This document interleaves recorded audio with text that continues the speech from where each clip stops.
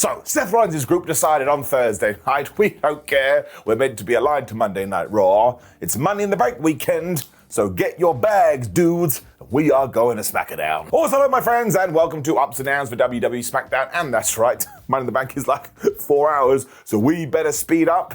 I did actually think this episode was quite intriguing and made you go, well, who's going to win? However, was it good or did it suck? Let's give the good bits an up.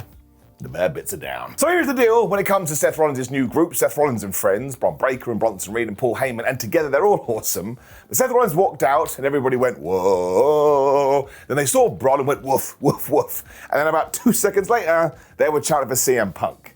Even Seth was a bit like, you guys are a bunch of idiots. Now Rollins doesn't care because he is about to take control of the company and the industry when he does win the Money in the Bank briefcase, because apparently that's how you do that. I didn't know it. It was nice to know. When, because we got OTC charts, he was like, do you know where Roman Reigns is right now? He's on the island of irrelevancy, which means in the back, Paul Heyman had gone, Seth, bro, I've got a really good diss.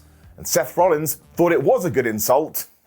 Who am I to correct them? Anybody who does stand in their way, though, is going to suffer the same fate of those that have already stood in their way. It's a bit like you were talking to the Riddler, but he went through CM Punk, he went through Roman Reigns, he went through Sami Zayn. They are all incapacitated. It's like Punk and Sam have been turning up to the shows over the past few weeks. And also, unlike the Tribal Chief, he cares about every single one of us because he's doing this for the good of the business and the business we love. I was like, sounds good to me. Sounds like a cult. Where is my potion? And the best part was, eventually they got interrupted by Solo Sikoa and the Bloodline. And this was a bit like the Spider-Man meme of everybody pointing at each other, but it's also the secret sauce when it comes to pro wrestling. Instantly, I was excited, especially because Solo's even going like, we ain't scared of you, and we'll kick your ass. And Bron Breakker was looking at Jacob Fatu, and Jacob Fatu was looking at Bron Breakker. And as we do know, that needs to be hooked to our veins at some point, probably at WrestleMania. It's going to be generational. Sikoa, who is the most underrated performer in WWE at the moment, because man, does he tickle me, was even like, well, I see you've got your guys behind you. Is one meant to be Jey Uso? Is one meant to be Sami Zayn?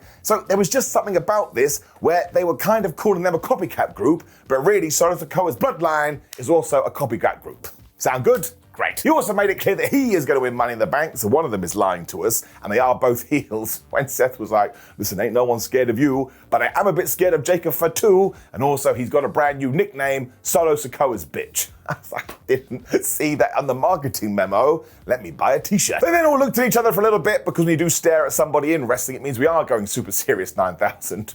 When Jey Uso zoomed in and he started beating them all up, because it turned out he was going to have a match. But I am giving it an up again. I really hope the WWE backs off on the brand split a little bit, because throughout this episode, spoiler, Seth Rollins' group just murked everybody, which does tie into my dick issue. I shouldn't have said that, it's a terrible thing to say if you've never seen Ups and Downs before, but distraction, interference, and confusion seems to end 99% of all wrestling matches, but we just allowed that to be Seth Rollins and his buddy's gimmick. Well, it would be way better. It still worked here, as you will see. Bada bing, bada boom, up. When indeed it was time for Jimmy Uso taking on JC Mateo, I got a little bit sad here because I was like, man, 1 week ago, was it 2 weeks? I think it was 1 week ago. This was the last thing that R-Truth did in the company. He got whooped by JC. I'm never going to forget that man because he made me laugh. Also because, he will turn up in another company. And I look forward to that. People keep tweeting me this, well, it's not like he's dead. I'm still allowed to be sad that one of my favorite wrestlers got let go. Now, Jimbo had the upper hand for a little bit here when Mateo was just throwing him around. And this is when Solo Sikoa won the highlight of the night. The camera would cut to him. He'd be like, man, you can come back to the Bloodline if you want. Oh, no, looks like you'd rather get your ass kicked. And he was shouting at him to tap out.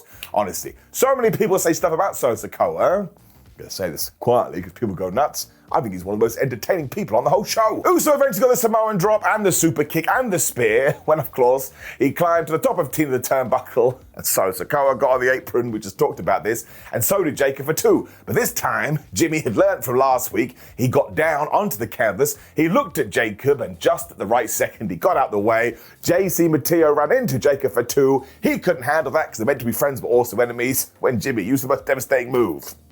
In all a sports entertainment surprise roll-up, and he got the 1, 2, 3. Obviously, JC Mateo is now super angry with Jacob, and just wait till you see what happens later. And I am going to give it an up, because actually here, Jimmy Uso, for the love of everything, needed a win. I don't think it matters that JC Mateo took the pin, even though he is brand new, because again, he's going to fall out with Jacob for 2. So when it is good storytelling, I can kind of ignore the distraction things a little bit. But at the same time, on this episode of SmackDown, given what Seth was going to do, look, we've talked about it before. You know my position.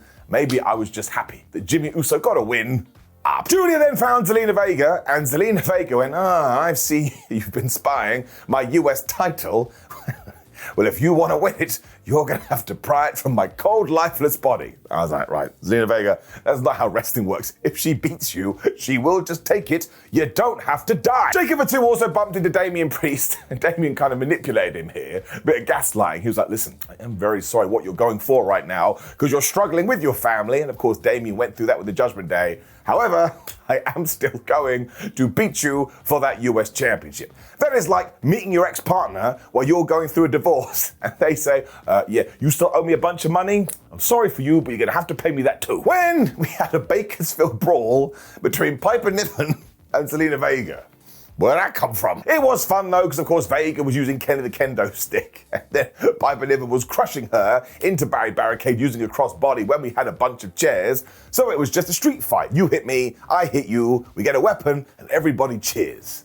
Especially Slim Jim, we'll get to that in just 1 second. After Vega had hit a DDT into a chair as well, she just did a dive onto the entire Secret Service, because it is 2025, and of course, as soon as she hit the super code red, here was Chelsea Green, and here was Alba Fire. Let me just check my book here. That's right, they were interfering, which is the eye. Now, it does beg the question why they waited 10 minutes before they did this, but maybe they were on a schedule where, yep, they revealed the Slim Jim sponsored table. Now listen, I understand how capitalism works. I understand how marketing works. You can't just get mad at WWE because it's running wild in 2025. But this was still ridiculous. Because just as the Secret Service were going to murk her, Giulia turned up. She smacked Piper Niven. So Zelina Vega powerbombed her through the table. Obviously she's got the 1, 2, 3. But Joe Tessitore, I don't blame him, actually said, there goes Piper Niven through the Slim Jim snapping table. I was like, this is the most ridiculous thing I've ever heard. And you just know eventually there's going to be a barbed wire board, right? It's going to be the hardcore of all the hardcore matches. And Joe Tessitore is going, there's the Hasbro Monopoly board of wires. And then I don't know what we're going to do. I don't know why I'm going to give it a down, but I am going to give it a down. I suppose there is a line with this stuff, and maybe WWE has done too much too soon. We have gone from nothing to everything. Does it matter? No. That's just how I felt about it. But ultimately, we live in a world where people like to make money. My actual favourite part is Giulia is totally insane. Because she celebrated with Zelina Vega after this. They just dropped her on her head and went, this title is going to be mine. And that is interesting because she's in Money in the Bank. But you could do that thing, I suppose, where she wins the briefcase and goes after that title. You know my feelings on that. I think if you tell the story the right way, it's totally fine. But I am going to give this an up. But I'm just going to do it here. This is for the whole show. There is still too much dick, distraction, interference, and confusion. I am going to get myself in trouble. But on the whole, it has to get it down. We just need to back it off a little bit. And I know, Simon, this was a hardcore match. Well, if you know you're going to do a hardcore match, don't do it anywhere else. Jey Uso, Jimmy Uso, and Cody Rhodes then had a chat, and they were very concerned for Jey Uso, who does have a lot on their plate. When Aleister Black found LA Knight and went, listen, you cost me my Money in the Bank opportunity, so now I hate you. But if you beat me, I'll like you. I'm a very complicated man. This ties into the down I just talked about as well, because have a guess how this did end. Disqualification. Now, actually, I do feel bad about this, because this is when Seth Rollins and his boys were back just kicking ass, because of course it ties into the Money in the Bank. And that's why I'm just a broken record now. You have to forgive me. I'm so damn boring. If we could have just kept it to Seth Rollins' circle, well, it would have been way more impactful. But again, I'm not giving it another one. We've talked about it. Now let's just move on, for goodness sake. And then I did a big promo before this as well, and this was super interesting, because he ran everybody down. He said that it would be Seth Rollins in the flames and not LA Knight. And then at the end of this, like I say, he was left laying by Seth Rollins. Now, this could be WWE planting a ruse, which they do like to do, but wrestling tropes tell us if you get beaten the day or the week before the pay-per-view, you'll win at the big PLE. So man, if you're a LA Knight fan, you're about to be celebrating. Maybe, or you'll be sad for the third time. Otherwise, this was really good, and Aleister Black right now is just cooking, especially when he was doing his leg sweeps, like he was in the Karate Kid, and he got one springboard moonsault, but when he went for another one, LA Knight caught him and gave him a flipping burning hammer. Now listen, I understand some people take umbrage with that word, because you remember the Japanese version of the burning hammer, but this one, in terms of keeping safe, Well, it's much better. This is when it looked like LA Knight was going to hit the BFT as well, and of course Seth Rollins ran in and just stomped him right in front of the referee. It's like, well, now I've got to disqualify you. But again, if you have told everyone, I'm doing this for your own good, you don't get it, I have to take control, which is the word of the day like Sesame Street, this one actually makes sense. Braun Breaker and Bronson Reed then totally wrecked Aleister Black, and do not forget, the other cool thing here is that Aleister Black used to be like buddies with Seth Rollins, and that's kind of how his eye got all flubbed up, which is when he squared up here, and of course Braun and Bronson went and took him out as well. So if we can throw Aleister Black into this mix, well, there was just something so cool about it. It most definitely worked. And if you're a bit like, man, I can't believe we got another false finish, I get that, but I am going to give it an up. We need more interactions like this. It was like bread. Felt fresh. We then learned that totally randomly the King of the Ring and Queen of the Ring tournament start next week, and the winner is indeed going to face the world champions at SummerSlam, and people have been asking that for a long old while, but we did that last year too, now I think about it, and Jade was all like, oh my gosh, I'm Storm, but I'm still going to win a championship, when Charlotte walked in and said, no, I am the only queen. I'm going to guess that's probably one of the finals. Tiffany Stratton also just walked in and trolled them, which was a bit weird. When we got our first promo for Worlds Collide, I mean, it was just Legado del Fantasma saying, we will be there, and we believe we're going to win. Chad Gable's also doing the same thing because he thinks he's going to win the AAA Mega Championship, when essentially Penta and Andrade walked in and just went, ha ha ha ha, you suck, you absolute buffoon, and we don't like you. Chad got so damn mad, he said, you're lucky El Grande Americano's not here because he'll stab you in the face, when Nick Aldis was timing out the show and being like, man, I haven't planned this right at all, I don't have enough matches. You lot can just do a tag team match. Well, not Chad Gable. Of course, it was going to be against the Creeds. They're his lackeys. Tiffany Stratton was then in the ring, which explained why she had just been walking around backstage yelling at people. And her message was nice and simple. You may win the Money in the Bank, but then you have to deal with me. And if you deal with me, you will not get the 1, 2, 3. She didn't say that, but she should have done. And then in many ways, she got totally murked in terms of a pop, because out came Rhea Ripley. And this place went crazy, because of course she's a Raw superstar. And even she was like, I've never had to win the Money in the Bank before, but I missed the feeling of that championship, so I'm going to get it back. I was like, I'm pretty sure you could just sneak backstage and touch it, and then you could feel it literally. Stephanie Vaquer and Alexa Bliss then sort of interrupted, but not really, because it was time for a 6-women tag team match that was Rhea, Alexa, and Stephanie taking on Giulia, Roxanne, Perez, and Naomi. I tell you this, my friends, if you want what could be the best match on the show, you should go and watch this. It was flubbing great. Now, the first 5 minutes of this was all about Stephanie trying to get the devil's kiss, and then Naomi being like, well, I'm going to do the devil's kiss, then other people breaking up the devil's kiss, when Stephanie eventually got the devil's kiss. Now, this is actually really smart. She's only been on the main roster for 2 weeks, and it's already one of the most over moves. The tag klaxon then went off and all the heels ran in. At one point, they were standing tall, when poor Roxanne Perez was like, wait a minute, I've got no friends anymore. Why am I by myself? So she saw Naomi. She's like, oh, thank goodness you're back on the apron. This is why Naomi is the best heel and why I think she should win the women's Money in the Bank. She went to get the tag and quite clearly, obviously, Naomi went, no, and she left, which is perfectly fine because here we kind of went old WWE, where you're a bunch of good guys, you're friends, and you're a bunch of bad guys because you're friends. Not Naomi. She doesn't like anybody. I may have made a noise, this was so good. And then poor Roxanne Perez got murdered with the Riptide. 1, 2, 3. I also want to point out during this, Alexa Bliss gave Giulia the sister Abigail. Man, she sold that like her life depended on it. But this was a great match. And while it was a little bit, I suppose, stereotypical, oh, you're all in the Money in the Bank ladder match, so you will have a fight. It's got to get an up. And man, they have all the potential in the world. It could be one of the best Money in the Banks ever. This is when we cut to the back and had one of my favorite segments on SmackDown, because JC Mateo was saying, you saw what happened out there. How can you trust Solo? And Sikoa went like he was the greatest man ever. Listen, dude, that guy ain't got no brain. And you know his stupid catchphrase? He is all gas, but also no brain. I don't know why this made me laugh so much, but it did. Especially because these two then left. It was literally right here, right? Jacob Fatu just walked out, and did he say anything? No. Did he stop them and go, excuse me, I heard what you said? He just stood there and growled, but that's what I wanted him to do, because sports entertainment is great. The breakup is coming, maybe even at SummerSlam. I'm pumped. We then got this really spooky Wookie Wyatt 6 video where they were talking about wanting to infiltrate the tag team division and that people have forgotten about them again, but their apathy will not be lost in the pain of Juice. I know what they were talking about, but they always deliver it well. When we cut to every single member of the SmackDown tag team roster in Nick Aldis' office, they were like, well, that's not good, is it? We're all dead. After they fought for a while, it was Montez Ford that said, let's not worry about these titles right now, because Machine Guns, we need your guns, and DIY, we need your baldness and beards, and everyone else is there, like Fraxium. So it does actually sound like they're all going to try and put up a front against the Wyatt 6. And And you know my deal with this, that's exactly what you should do. Some people may be fairly good, oh, it's so stupid when wrestlers sell for the Wyatt Six, but if you're going to have a scary act, you have to pretend they're a little bit intimidating, otherwise what is the point? This is another step forward in the SmackDown tag division though. I am intrigued, and I do want to see where it's going to go. So that's what I'm going to do. This is when we had Penta and Andrade versus the Creeds, and actually it was a decent match. But of course it ended in distractions or technically interference, and I suppose somebody was confused, so you can see my point here. If you go through all of Raw and all of SmackDown, I think 2 matches ended clean. We need things to be less dirty. My favourite part as well is when Penta was cooking, but then he started to do his walk, so the Creeds just attacked him.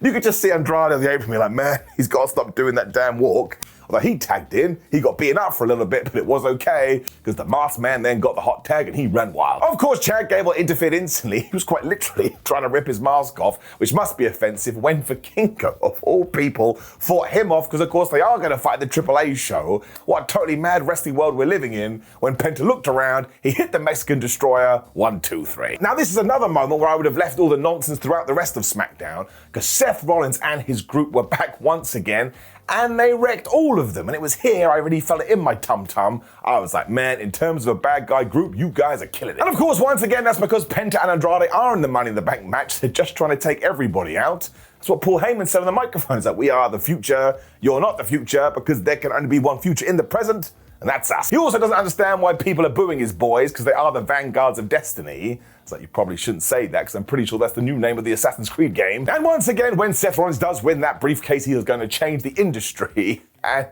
his most proud moment of his career is when he can go, Seth Rollins, the reigning and defending.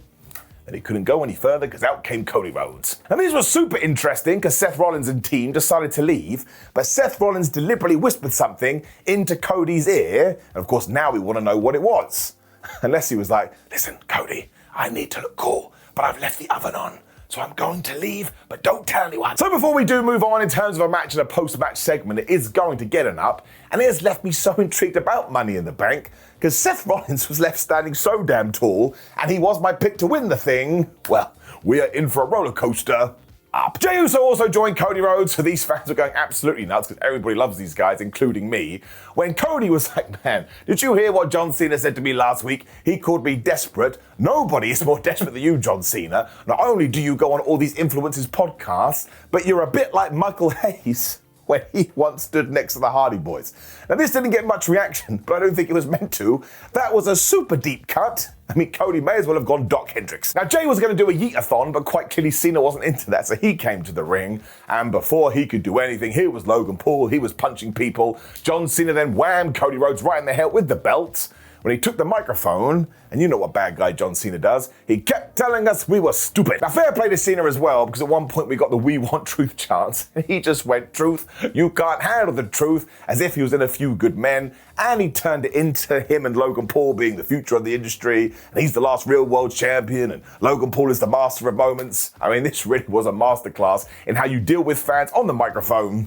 Bravo to that guy. They then made sure to take out Cody and Jey once again. So, I kid you not, John Cena could hold his title up, and Logan Paul could hold up the World Heavyweight Championship, and that honestly made me want to die inside. But once again, let's go back to wrestling tropes. This surely means that Cody and Jey are going to win tomorrow night, or tonight as I am talking to you right now. If that is the case, it makes it very interesting. I would have Cody pin Logan Paul. We shall wait and see. But again, I actually thought this was some of John Cena's best work in a while. Logan Paul I can take or leave, whatever that means. Got that completely wrong. But I am going to give it an up, because the whole point of this segment was to make you more intrigued about that tag team match. I still don't massively care about it, but I care about it more. Mission success. Which did indeed bring us to the end of this SmackDown. Overall, I did think it was pretty good. My big pet peeve is that we were meant to be back at 2-hour SmackDowns and it's going to stay at 3. And I honestly believe this has been 120 minutes. Oh my gosh, we'd be singing about it from the rooftops. Instead, maybe I'll have a little whisper up there instead. But it is worth your time, especially that women's tag match. Up. Now, of course, please do leave me a comment below and let me know what you thought about last night's episode of SmackDown and your predictions for Money in the Bank. Like the video, share the video, and subscribe. Ups and downs for Monday Night Raw is right there. And of course, I'll see you tomorrow morning or tomorrow afternoon, depending on your time zone for Money in the Bank ups and downs. I love you, my friends. I'll see you then.